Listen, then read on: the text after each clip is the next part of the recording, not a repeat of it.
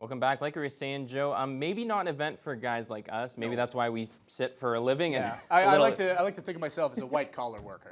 Yeah, there we go. We'll think of it that way. But for others, it's a great yearly event, and a lot of people did very well today. For a great cause, too. And sure. as we mentioned earlier, hundreds came out to compete in this year's 10-mile road race. And while it was a close race, a Lakehead athlete was able to take the top spot. Jessica Clement has the details.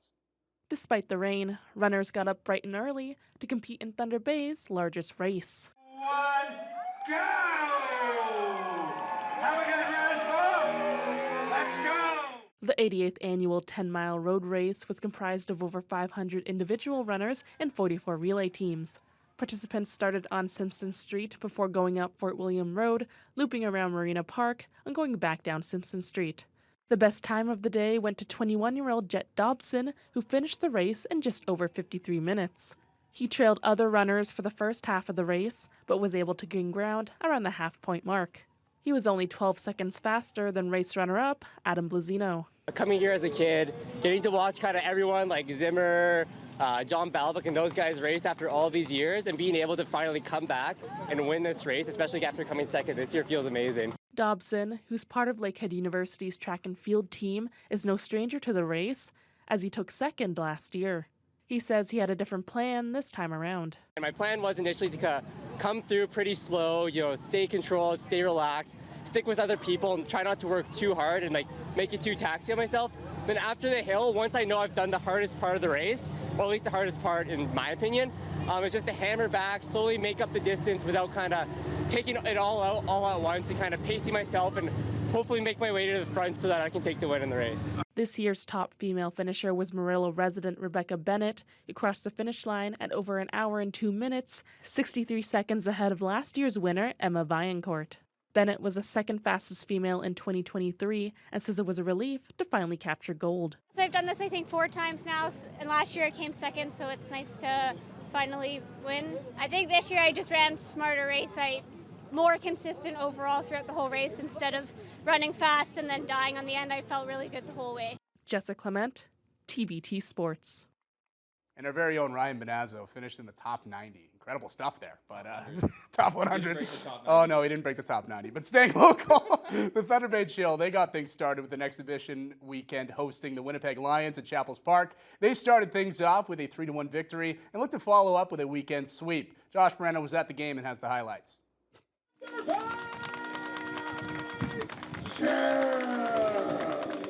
It was a sunny and warm afternoon for the Thunder Bay Chill in their second preseason bout, looking to stay perfect so far against the Winnipeg Lions. In the 7th minute, though, it was Winnipeg striking first. The free kick from Kalen Budhu goes way up in the air but confuses Chill goalkeeper Armin Thar. The long-range tally gets the Lions out front. It's 1-0. Thar answering right back, though. Few minutes later, it's the Lions breaking past the Chill defenders, but Thar, right up to the task, gets the leg out to stop it getting past, then smothers it. Maybe a spark for his team. Up the other way, McDonald Neba pulls past the defenders, makes a couple nice moves before attempting the cross, but it's just out of the reach of Parker Mork. The local boy unable to get the finish as they exit the half, down 1. 74th minute, Chill looking to even things up. Midfielder Kareem Bakir Bey corralling the pass, then sliding a perfect touch through to Diego Reveco, who beats the Lions keeper with the left. Reveco's first goal with the Chill after playing with Manitoba FC last season ties things up midway through the second half, but he was eyeing more for his new squad. Reveco getting a free kick from a similar spot on the Lions goal. He lets it go, but the keeper getting just enough of the glove on it to push it over the net, as this one would end in a 1-1 draw. The ball, honestly, the ball was perfect from Kareem, and I was one-on-one. I saw the goalie a bit move to the left, so just placed it. 100%. Some of us haven't played games for a long time, so it's good to get these games in, get minutes, and make it fluid. I'm pretty well happy, I mean, of course, when you're playing friendlies, you want to make sure that, you get the results, but we were able to, use every player on our team, and we managed our minutes well, and we had a little bit of a slow first half today, but I was pretty happy with the team, how they responded in the second half. The Chill continue with exhibition games, hosting 3 more throughout the week before they host Bavarian United on May 31st for their home opener. Josh Morano, TBT Sports. Now over to the Diamond, where the Toronto Blue Jays, they are in the cellar of the AL East. The Jays are the third worst in the major leagues in run differential, and only two teams that are worse than the Bluebirds are the Oakland Athletics and their opponents this afternoon, the Chicago White Sox. And he got into this one, deep right center field, it's gone! Leave it to the VAR show to get the Jays on the board. His 9th home run of the season. It's a 2-run shot, and that gives the Jays a 1-run lead. Now, bottom third, Danny Jansen, he lines one out to deep right field. It's going, but it just bounces off the wall. Kevin Kiermaier waltzes his way home from third to extend the Jays' lead to 2 off of Jansen's 9th double of the season, 2nd of the game, too. And bottom 7th, more of the same from Danny Jansen. He melts this one to deep left center field. Kiss that one goodbye. Jansen on a 3-game hitting streak now as he ices the White Sox with a 2-run shot in the 7th as the Jays. They've now notched 2 straight wins. First time this month they've won consecutive ones, and a win at home on Victoria Day, 9-3, the final.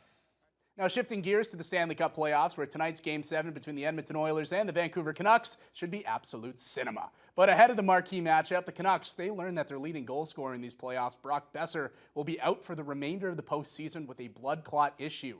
Head coach of the Nucks, Rick Tocchet, he preached the next man up mentality.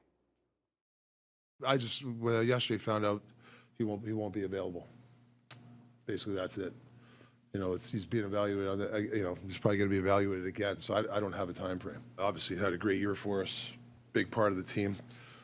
You know, he scored some big goals for us. So it's a tough one, but next man up, right? That's the way you got to approach it, like we have all year. Mikheyev or Lafferty, those guys are going to have to supply us with some good defense, but also, you know, can they chip in a goal?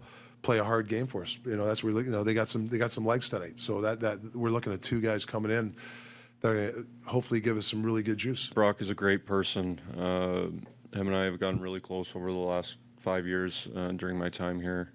You know, never mind the hockey side of things. Obviously, he feels awful about it. You just rally around him, you support him, and you also help the next guy coming in. So you know, he'll be fine, and you know, we'll help him along the way here. Brock is a heck of a player, and he's played really well and scored lots of goals and done a lot of good things. But they got lots of players. They've had guys coming in and out of the lineup all series, so I wouldn't expect too much different. We need to not let down, not take a step back and think it's going to be easy. I've seen this many times before where a team is missing a key player and how everyone steps up their game. Injuries are probably the absolute worst part in professional sports, but regardless of Brock Besser being out, it should be an absolute game to watch tonight. I cannot wait. Every Canadian's probably going to be watching that one tonight. And then obviously you get to see a Canadian team in the conference finals. Can't wait for that. Let's bring it over to the weather. We've had some pretty good long weekend weather so far. We're going to pay for it, though, because plenty of rain coming this week ahead. We'll have the full forecast after the break.